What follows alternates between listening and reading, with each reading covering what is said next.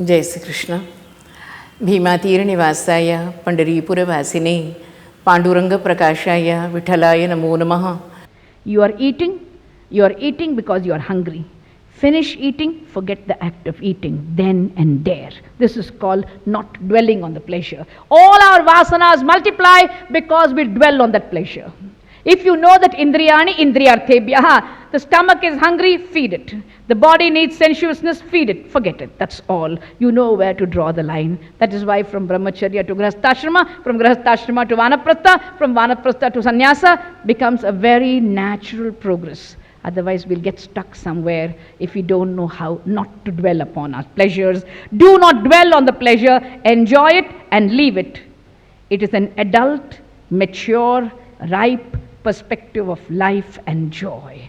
That is what is called sublimation. An adult, mature, ripe perspective of life and joy. If that is so, then you are not attached. You are like the lotus leaf on the waters. It is there, it is not there. Padma patramivambhasa. You are there and you are not there. You belong and yet you don't belong. You are in the house, but you are above the house. You are within the family, you are above the family. You live like the Sthita Prajna, the Gunatita, the Bhakta, and you are the one, the Yoga Rudha, the ideal men who have been described in the Gita, who can rise above sensuousness and make their life sublime. My dear listeners, after reading the Gita for 6 hours as we have done together, at least once in a while we should realize that sensuousness should not bog us down, that we are all spirit. And when will you remember that? When you remember this body is not permanent. All pleasures are associated with the body.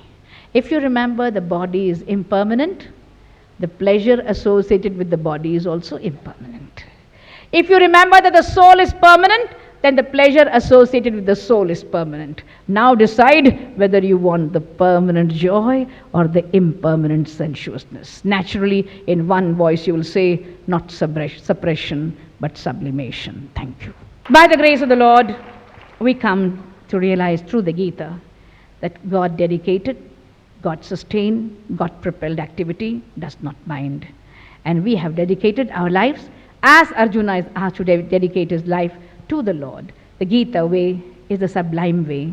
The Gita way is a sublimating way. The Gita way is the supra-sensuous way. The Gita way is realizing that the body is necessary but not sufficient. That is where suppression is leading us to sublimation. Narayana, Narayana, Narayana, Narayana, Narayana, Narayana.